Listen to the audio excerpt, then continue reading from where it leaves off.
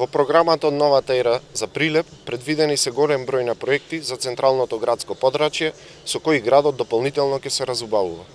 Булеварот Гоце Делчев ќе биде гордост на градот.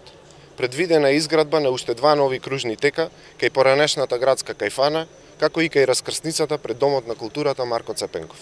За таа намена локалната самоуправа ќе оддели буџет во висина од 20 милиони денари. Покрај тоа, булеварот ќе добие нови современи пешачки патеки од двете страни на потегот, од спомен комплексот Карпалак до хотелот Липа. Срцето на Прилеп, старата градска чаршија, ќе биде целосно реконструирана, при што ќе се обноват фасадите на дојќаните, ќе се постави ново осветлување, а просторот на чаршијата ќе добие ново партерно уредување.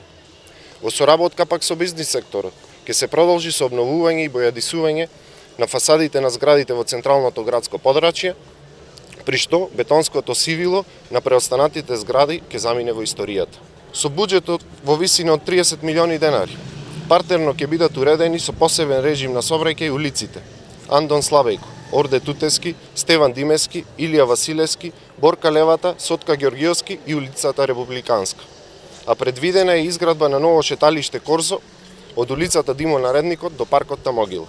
На површина од 4000 метри квадратни ќе биде довршена со поплочување улицата Борка Талески на потегот од основното училиште Кочо Рацин до плоштадот Методи Андонов Ченто. Со ново модерно осветлување, хортикултурно уредување, како и нова урбана опрема. Столчиња, паркинг места за велосипеди, клупи и корпи за отпадоци.